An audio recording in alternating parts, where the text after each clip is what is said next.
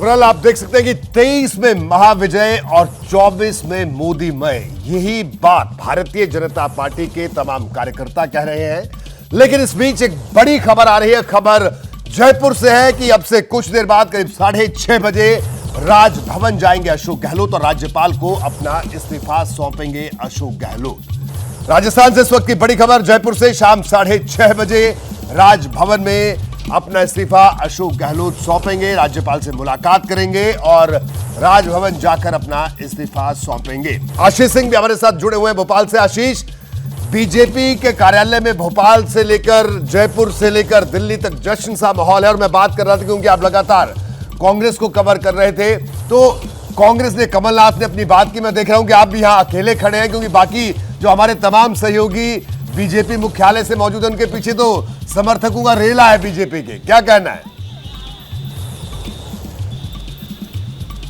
नहीं, मैं तो खुद गिल्टी फील कर रहा हूं कि एक तरफ तो व्यूअर्स को आप लोग सेलिब्रेशंस का माहौल दिखा रहे हैं अलग अलग जगहों से, और यहाँ मुझे खाली दफ्तर दिखाना हो रहा है। बिल्कुल ठीक कह रहे हैं, यहाँ मेरे पीछे कोई नहीं खड़ा है। ये कांग्रेस का कार्यालय है, प्रदेश का कार्यालय है कांग्रेस का भोपाल में।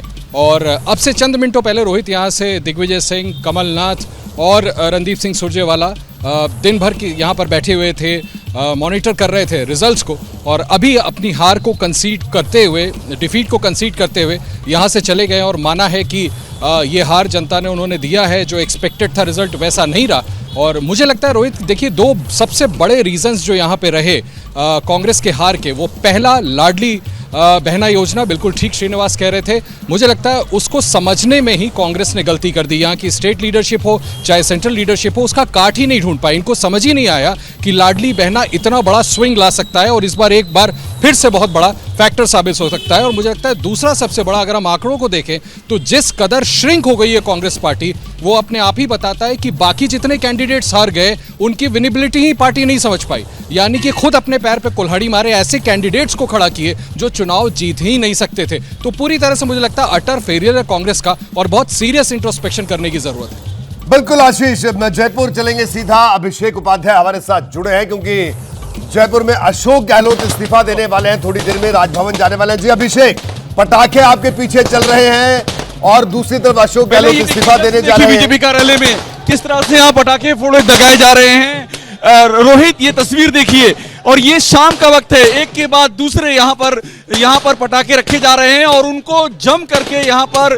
फोड़ा जा रहा है और यहाँ पर साथ में भारत माता की जय के नारे लग रहे हैं। ये तस्वीर देखिए और खबर ये है, हमारे सोर्सेस ने हमको बताया है रोहित की शाम 6:30 बजे अशोक गहलोत पहुंचेंगे राजभवन, राज्यपाल को अपना इस्तीफा सौंपेंगे। राजभवन के हमारे सोर्सेस ने इस बात की पुष्टि की है और उन्होंने हार अपनी स्वीकार ली है। और यहाँ पर आप जीत की तस्वीर देखिए, लगातार यहाँ पर जो जीत का जश्न है वो देख रहे हैं आप, नारे लगाए जा रहे हैं और चारों ओर से बीजेपी कार्यकर्ताओं का हुजूम यहाँ पर उमड़ा हुआ है। और ये एक ऐसी रात है जो उत्सव की रात, जितना लंबा खींचा जाए लोग चाहे उतना ही ज्यादा। ये देखिए, ये एकदम नजदीक से हम ये तस्वीर आपको दिखा रहे हैं, जितना खींचा जाए कार्यकर्ता चाह रहे हैं उससे ज्यादा। ये देखिए आसमान में आपको दिखाई पड़ रही हैं ये तस्वीरें, ये फुलझड़ियां जो है, ये बीजेपी के कार्यकर्ता इस दिन को यादगार दिन बनाना चाहते हैं और बीजेपी का झंडा लहराया जा रहा है, लगातार पटाखे दग रहे हैं। ये यहाँ की लाइव तस्वीरें हैं रोहित। बिल्कुल अभिषेक, तो जश्न का माहौल आप दिखा रहे हैं, यानी कहीं खुशी कहीं गम की स्थिति यहां पर साफ तौर पर देखने को मिल रही है। लेकिन एक बड़ा सवाल ये कि क्या 2024 में 300 पार करेगी भारतीय जनता पार्टी? क्योंकि बीजेपी के नेता अभी से ये दावा कर रहे हैं जयपुर से लेकर दिल्ली तक, क्या बीजेपी में मोदी ही सिंगल फेस है? मोदी का अश्वमेध रोकना असंभव है क्या? यह भी एक बड़ा सवाल इस वक्त राजनीतिक गलियारों में है कि क्या मोदी का अश्वमेध रोकना असंभव है? ये तमाम बड़े सवाल। रोमाना हमारे साथ लगातार जुड़ी हुई है बीजेपी हेडक्वार्टर से। रोमाना, जयपुर 350 पार, 400 पार तक की बातें कर रहे हैं, उत्साह से लबरेज बीजेपी के कार्यकर्ता हैं। पीएम मोदी कुछ ही देर में यहां पर आने वाले हैं। कितना वक्त और किस तरह की तस्वीरें यहां पर देखने को मिल रही हैं? बिल्कुल रोहित, देखिए अभी कुछ इंतजार करना पड़ेगा। 6:30 बजे का समय बताया गया था जब प्रधानमंत्री नरेंद्र मोदी यहाँ पर पहुंचेंगे, और ऐसे में कार्यकर्ता, उनका उत्साह, उनका हुजूम तो हम आपको दिखा ही रहे हैं। और यहाँ हमें भीड़ है। बग्गा जी मिल गए। बग्गा जी, सवाल ये पूछा जा रहा है कि साहब यहाँ तो कार्यकर्ता नारा लगा रहे हैं अब की बार 400 पार, मतलब ये 23 में 24 का ट्रेलर दिख गया है क्या? बिल्कुल, नतीजे सामने आ चुके हैं। मुझे लगता है अब ये जो अलायंस चल रहा था उनको अपनी दुकानें बंद कर लेनी चाहिए। मोदी जी 400 सीटें लेके 2024 में भी शपथ लेंगे और 2029 में भी प्रधानमंत्री बनेंगे। मोदी मैजिक है क्या, ये तो बता दीजिए, जिसके आगे सब फेल। जो लोगों का विश्वास है वही मोदी मैजिक है, जो मोदी की गारंटी है वही मोदी मैजिक है। जो मोदी जी बात करते हैं लोग इस पे विश्वास करते हैं। और 70 साल तक इस देश में एक पार्टी ने गरीबी हटाओ के झूठे नारे दिए।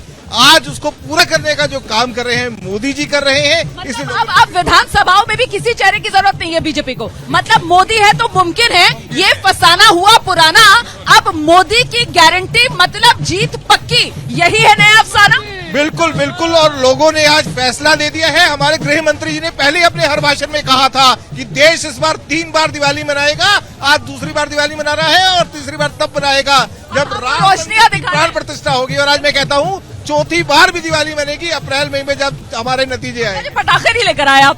पटाखे आएंगे, सब जलेंगे। अभी हमारे प्रधानमंत्री जी आ रहे हैं। अच्छा, दिल पर हाथ रखकर बताइए, वैसे उम्मीद कर रहे थे कि तीनों राज्यों में आ जाएगी आपकी सरकार? बिल्कुल आएगी। और आप सोचिए, तेलंगाना में हम सिर्फ 1 सीट पे थे, 8 सीट पे आए हैं और अगली बारी वहाँ भी सरकार बनाएंगे। क्या बात, बहुत शुक्रिया हमसे बात करने के लिए। तो ये मूड है, और मैंने तेजिंदर बग्गा से इस वक्त जो बात की है वो ये समझाने और बताने के लिए आपको कि कुल मिलाकर इस वक्त एक आम कार्यकर्ता से लेकर एक बड़े नेता तक के मन में बात यही है। और यहाँ पर ढोल नगाड़ों की गूंज है। ठीक है रोमाना, मैं आपके पास लौटूंगा, लेकिन अब एक तरफ ये जश्न की तस्वीरें हैं, लेकिन जिस तरह के जश्न की तस्वीरें हैं दूसरी तरफ एक यक्ष प्रश्न भी है। ये तस्वीरें जयपुर की हैं। अभिषेक ने कुछ देर पहले भी दिखाई कि किस तरह से आतिशबाजी वहां पर हो रही है। मैं विकास के पास चलूंगा। विकास भदौरिया हमारे साथ जुड़े हैं, भारतीय जनता पार्टी हेडक्वार्टर से मौजूद हैं। विकास, अब जो सबसे बड़ा सवाल है, जो जयपुर से लेकर दिल्ली, भोपाल से लेकर दिल्ली, रायपुर से लेकर दिल्ली लगातार उठ रहा है, और एबीपी न्यूज लगातार इस सवाल का जवाब ढूंढने की कोशिश कर रहा है कि कौन बनेगा मुख्यमंत्री।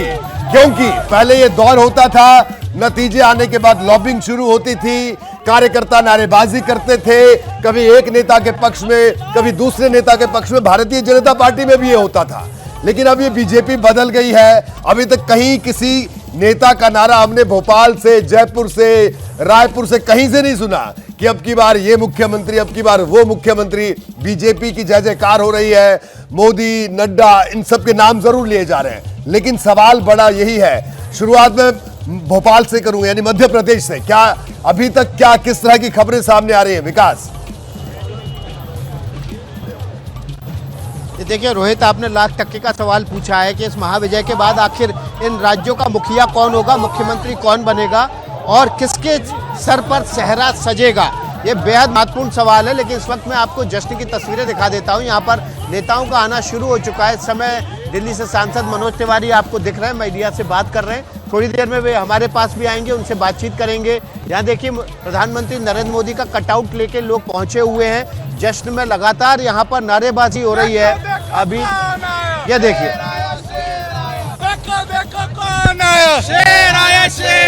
अब की बार 400 पार के नारे इन 3 राज्यों की बड़ी विजय के बाद बिल्कुल लगने लगे हैं। बिल्कुल, लेकिन विकास, $1,00,000 का सवाल है वो ये कि आखिर मुख्यमंत्री होगा कौन।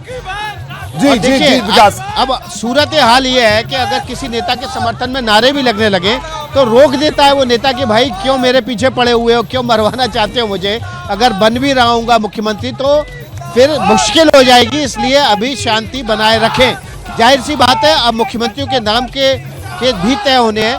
तो ये एबीपी न्यूज़ से हमारा वायदा है, एबीपी न्यूज़ के दर्शकों से हमारा वायदा है कि अगले कुछ घंटों में ये नाम भी सबसे पहले एबीपी न्यूज़ के दर्शक ही जान पाएंगे कि आखिर इन राज्यों में, मध्य प्रदेश, छत्तीसगढ़ और राजस्थान में कौन मुख्यमंत्री होगा। जश्न की तस्वीरों के साथ आपको एक बार फिर से वो तस्वीरें दिखा दूं।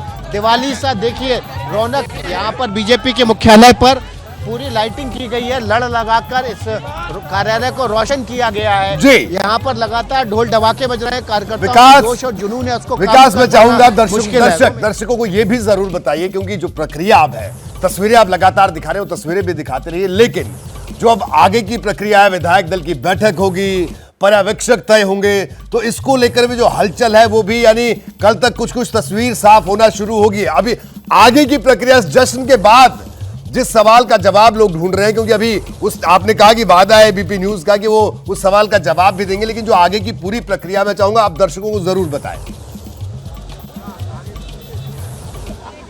जी हाँ, बिल्कुल। देखिए, प्रक्रिया कुछ ऐसी होगी कि आज जब प्रधानमंत्री नरेंद्र मोदी यहाँ पर आएंगे तो वो कार्यकर्ताओं को संबोधित करेंगे और उसके बाद हो सकता है कि पार्लियामेंट्री बोर्ड की एक संक्षिप्त बैठक हो, जिसमें पर्यवेक्षक जो कि विधायक दल की बैठक के लिए जाएंगे उनके नाम तय कर दिए जाएं। विधायक दल की बैठक प्रदेश अध्यक्ष केंद्रीय नेतृत्व के साथ मिलकर तय करेगा और उस विधायक दल की बैठक में पर्यवेक्षक पहुंचेंगे और वहां से फिर विधायक जो है वो चेहरा चुनेंगे जो इन छत्तीसगढ़, मध्य प्रदेश और राजस्थान में मुख्यमंत्री होगा, यानी कि इन राज्यों का मुखिया होगा। लेकिन इस प्रक्रिया में 1 से 2 दिन और 3 दिन तक का वक्त लग सकता है।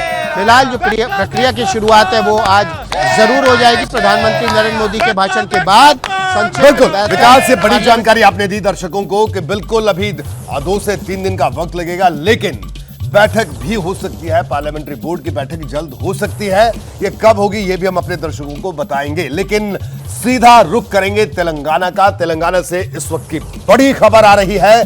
तेलंगाना से बड़ी खबर, तेलंगाना के डीजीपी अंजनी कुमार को सस्पेंड कर दिया गया है। चुनाव आयोग ने सस्पेंड करने का आदेश दिया है तेलंगाना के डीजीपी को। आचार संहिता के उल्लंघन का पर उन पर बड़ा एक्शन हुआ है। वीरेश पांडे हमारे साथ मौजूद, आशीष पांडे हमारे साथ वहां से मौजूद हैं। आशीष, तेलंगाना के डीजीपी को सस्पेंड कर दिया गया है, ये बड़ी खबर इस वक्त की। मैं चाहूंगा आप विस्तार से जरूर बताएं दर्शकों। जी देखिए, ये बहुत ही नाटकीय घटनाक्रम है। आज करीब 11 से 12 बजे के बीच में DGP Anjani Kumar, ADG law and order Sanjay Jain, उसके अलावा एडीजी सीआईडी महेश भागवत, ये सभी मिलते हैं रेवंत रेड्डी से। पीसीसी प्रेसिडेंट है तेलंगाना के, सांसद हैं वो मल्काजगिरी के, भावी मुख्यमंत्री बताए जा रहे हैं, के रूप में पेश किया जा रहा है उनको तेलंगाना का। इनसे उनकी मुलाकात होती है।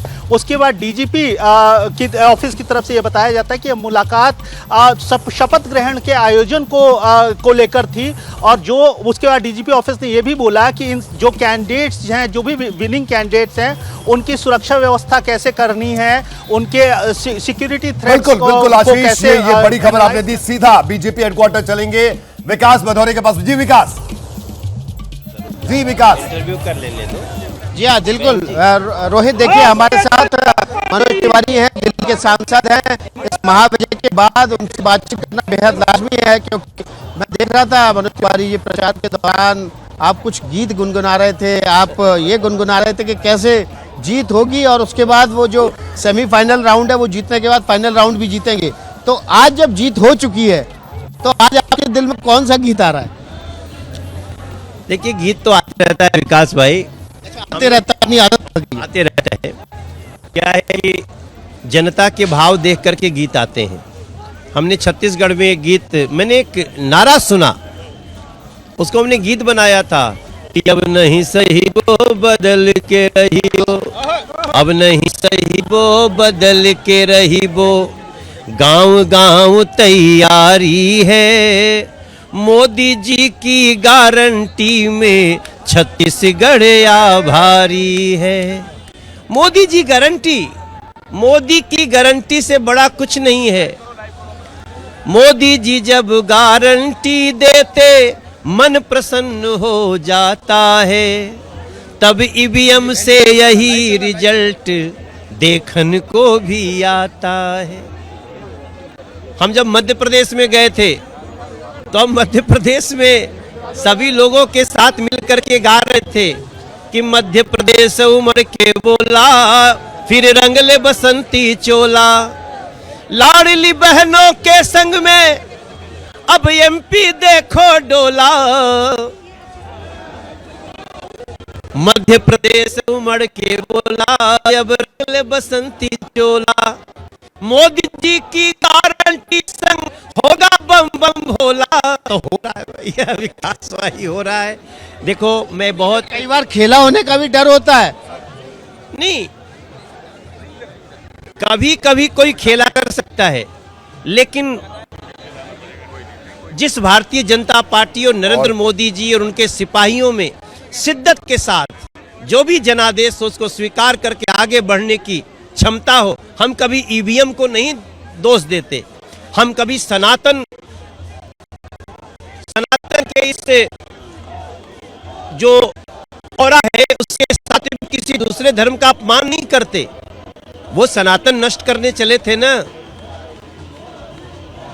चले थे मिलके सारे सनातन को गिराने। अभी ऐसे गिरे हैं कि पड़ेगा बहुत लोगों को मिलके उठाने। इस चुनाव में जातियों को भी, जाति जनगणना की भी बात कही गई थी कई राज्यों में, तो क्या जाति टूट गई इस चुनाव में? आप देख लीजिए, मैं समझता हूं इस समय वो सारे लोग जो इंडिया अलायंस में हैं वो विचार करें कि जनता क्या चाहती है। मध्य प्रदेश 162, पता नहीं अभी आते आते कितना हो गया, एक दो चार और तो नहीं बढ़ गया, 166 सोचिए। मध्य प्रदेश 55-56, पता नहीं अभी जो भी होगा भाई माफ करिएगा, एबीपी लोग देख रहे हैं। और राजस्थान, अब सोचिए महिलाएं हमको पकड़ती थी ऐसे, वो बघेल ने हमारा 1000 रुपया महीना नहीं दिया, हमने कहा मोदी जी देंगे 12,000 रुपया सालाना। मोदी जी देंगे, गारंटी। जिस दिन मोदी जी दे, किसी भी तरह से नरेंद्र मोदी जी इस देश के जन जन के विश्वास बन गए हैं, और वो जो बात कह देंगे जनता उसको मानती है, और उसी का रिजल्ट ये रिजल्ट। तो इंडिया अलायंस को क्या सलाह देंगे कि कुछ लोग इधर आ जाए, अभी वक्त है, कौरवों का साथ छोड़ के पांडवों के साथ, ऐसा कुछ है क्या? नहीं, हम तो ये नहीं कहेंगे, क्योंकि ये देश नरेंद्र मोदी जी के साथ है।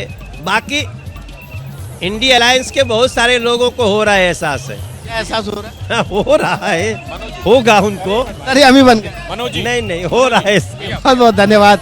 तो मनोज तिवारी थे, बिल्कुल बेहद विकास। शानदार जो गीत बिल्कुल। उन्होंने गुनगुनाए थे प्रचार अभियान के दौरान, वो जीत के बाद रोहित दोहराए हैं। बिल्कुल बिल्कुल। और एक बार रुक करेंगे, हमारे साथ बाकी हमारे तमाम सहयोगी भी हैं। नीरज पांडे भी मौजूद है। नीरज, विकास ने अभी मनोज तिवारी से बात की, आप जहां पर मौजूद है वहां किस तरह की तस्वीरें, क्योंकि बीजेपी का जो हेडक्वार्टर है यहां पे हर कोने में एक अलग तरह की तस्वीर देखने को मिल रही है।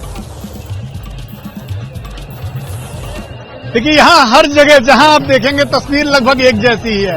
हर जगह लोग खड़े हैं, हर व्यक्ति एक के पीछे एक खड़ा है। हर आदमी ये चाहता है कि एक बार नरेंद्र मोदी को देखें, और सबके मुंह पर एक ही बात है कि ये जीत दरअसल नरेंद्र मोदी की गारंटी है, नरेंद्र मोदी की गारंटी है। और आप देखें बड़ी संख्या, क्योंकि नरेंद्र मोदी को पहुंचना है, इसलिए आप देखिए कितनी बड़ी संख्या में यहाँ पे फोर्स लगाई गई है, और फोर्स लगाकर एक पूरा कॉरिडोर बनाया गया है, ताकि इस कॉरिडोर के जरिए लोगों को अंदर किया जाए, और इस गेट से बारी बारी से एक एक दो लोगों को अंदर किया जा रहा है। लेकिन देखिए कैसे लोग, कोई साइकिल में, कहीं प्रधानमंत्री नरेंद्र मोदी की तस्वीर लेकर चल रहे हैं, कोई हाथों में झंडा लेकर चल रहे हैं।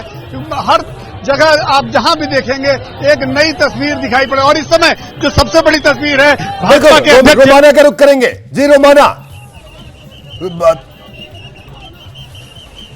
बिल्कुल इस वक्त आप तस्वीर देख रहे हैं, बीजेपी अध्यक्ष जेपी नड्डा जो हैं वो पहुंचते हुए आप देख रहे हैं। बीजेपी अध्यक्ष जेपी नड्डा की गाड़ी पहुंच रही है, गाड़ी में आगे की सीट पर जेपी नड्डा पहुंचे हुए हैं, और मतलब अब आप ये समझिए कि यहाँ पर वीवीआईपीज़ के पहुंचने का सिलसिला शुरू हो गया है। दूसरे गेट से कार्यकर्ताओं की एंट्री खुल गई है, और ये वो गेट है जिससे गाड़ियां अंदर जाएंगी। इसमें सबसे पहले जेपी नड्डा की गाड़ी आप देख रहे हैं। बीजेपी अध्यक्ष जेपी नड्डा यहाँ पर पहुंच रहे हैं, नारे जोरदार अंदाज में गूंज रहे हैं, अब की बार 400 पार, यही वो नारा है जो यहाँ पर गूंजता हुआ सुनाई दे रहा है। और इस बीच जरा दूसरे गेट की तस्वीर भी देख लीजिए, दूसरा गेट जहाँ से एक एक कर कार्यकर्ताओं को एंट्री दी जा रही है, भारी सुरक्षा की तैनाती यहाँ पर, और उसी के बीच चेकिंग करते हुए एक एक कार्यकर्ता को अंदर भेजा जा रहा है। मतलब अब काउंटडाउन शुरू हो चुका है, और प्रधानमंत्री नरेंद्र मोदी जिन्हें करीब 6:30 बजे यहाँ पर पहुंचना है, उसी क्रम में पहुंच चुके हैं जेपी नड्डा। कुछ ही देर में आप यहाँ पर अमित शाह, अन्य जो केंद्रीय मंत्री हैं उनको पहुंचते हुए देखेंगे,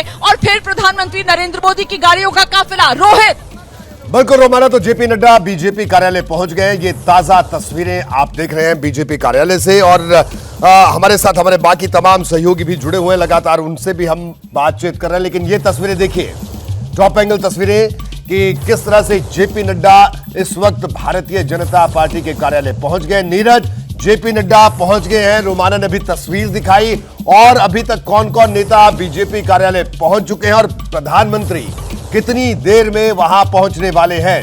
नीरज,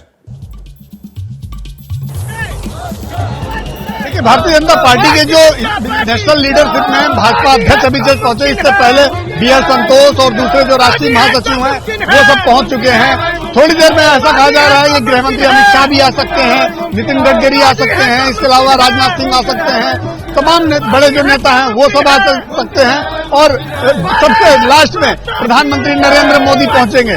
लेकिन यहां उनके आने से पहले लोगों का जोश आई है रोहित, लगातार वंदे मातरम और नरेंद्र मोदी की जयकारे लग रहे हैं। जी, एक ऐतिहासिक प्रचंड हमारा मार्जिन है, आप देख सकते हैं, बहुमत से, प्रचंड बहुमत से आज भाजपा की जीत हुई है। बिल्कुल तो ये नीरज, विपक्ष तो का बहुत जेपी देर से नड्डा पहुंच गए। अपन तस्वीरों में आप देख सकते हैं नीरज, आप हमारे साथ बने रहिए, लगातार हम आपको पल पल का अपडेट, पल पल की तस्वीरें हम आपको दिखा रहे हैं।